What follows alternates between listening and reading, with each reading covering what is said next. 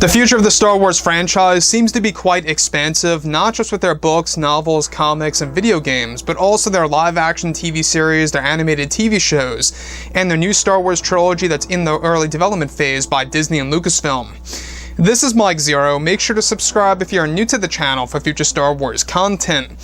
Now, the one big thing about Disney Star Wars is that we do know that as of right now, Bob Iger and Bob Chapek are working together as a team in order to really propel Star Wars fans into a new mythology and to show us brand new eras of the Star Wars universe that we have never seen before. You know, the High Republic is a prime example, which, by the way, is getting a lot of rewrites as we speak between George, John, and Dave. That's really going to rid of many of Kathleen Kennedy's original ideas and agendas. Now, the one big thing about Disney Star Wars that a lot of fans are pretty much up in arms over is the all-female-led Star Wars TV series that's going to be created by Leslye Headland from Russian Dolls. Now, Kathleen Kennedy hired her, which, by the way, in case you guys did not know this, Leslye Headland was once Harvey Weinstein's personal assistant, which I think is absolutely crazy. I don't know why in the world Disney would approve this. You know, Bob Iger, Bob Chapek, whatever have you, but by contract, Kathleen Kennedy for this one project is allowed to do whatever she wants, creatively speaking, and of course business-wise, for this new Star Wars TV series. Now, the one thing about Leslye Headland is that she really seems to be out of touch with Star Wars and reality. You know, a lot of Star Wars fans just want a well-driven story. And what's rather risky and pretty much quite worrisome for me as a Star Wars fan is that now that both Disney and Lucasfilm are finished with The Rise of Skywalker, they are focused on the new Star Wars trilogy of films, as well as the new Star Wars universe. Now, it's explained that currently Bob Chapek and Bob Iger are working together as a team in order to create a better and brighter future for Star Wars. Now, it's noted that though Kathleen Kennedy no longer has creative freedom for the future of Star Wars, she will, at least for one project by contract, that will be created by Leslye Headland for the all-female Star Wars TV series. Now, it's explained that Kathleen Kennedy and Leslye Headland have formed a plan and have been in the talks with The Last Jedi's Rian Johnson to become either a director or writer or even both for some of the episodes on this TV series that's in its early development phase. Now, it's noted that Leslye Headland is a big fan of The Last Jedi and views it as a very powerful and successful Star Wars story, and that she loves Rian Johnson's work and is actually said to be in the process of bringing in Rian Johnson for the all-female-led Star Wars TV series.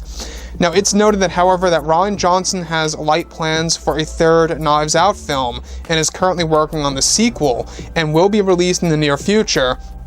And so they are trying to work around the scheduling for this. Kathleen Kennedy is said to have full creative control for this series, and though Bob Chapek dismantled Rian Johnson's trilogy into 3 separate projects for the time being, Kennedy and Headland are able to hire who they please for the new Star Wars TV series that will introduce tons of identity politics, real-world issues, and personal agendas. So here's the major problem here with Leslye Headland. I don't know if you guys have seen her interview and what she thinks about Star Wars, but in her right mind, identity politics, agendas, real-world politics, whatever it may be, are what should be a part of Star Wars right now. That's what she fully believes in, and that, I believe, is a big mistake. But what's an even bigger mistake is how she is in the process of bringing in creator Rian Johnson to a certain level for this new Star Wars TV series. Now, she is actually said to be a person that loves Rian Johnson's work. She loves The Last Jedi. She's a huge fan of the movie. She believes that it is basically a trophy of Star Wars, in which I believe it's a complete dumpster fire, to be quite honest with you guys. And I've talked about this before in the past, that The Last Jedi was a single movie. Think about that. A single movie that derailed Star Wars and divided the Star Wars community and just created a lot of problems between Star Wars fans who either like the direction by Disney or dislike the direction by Disney. And so it really was all because of Rian. And when we look at what Leslye Headland wants to do by introducing Rian Johnson to this all-female-led Star Wars TV series, of course Rian would be involved with a Star Wars TV show just like this, that's going to be full of identity politics and real-world issues and all this nonsense that a lot of fans just don't want to see in a 8-part Star Wars TV series or a 10-part Star Wars TV series, whatever have you. We're going to be learning more about the Star Wars TV show, guys, in case you guys did not know, this August over at Star Wars Celebration. Celebration, by the way, in California may very well be changed to become digital and live streamed with no audience because of the crisis that's happening right now around the world.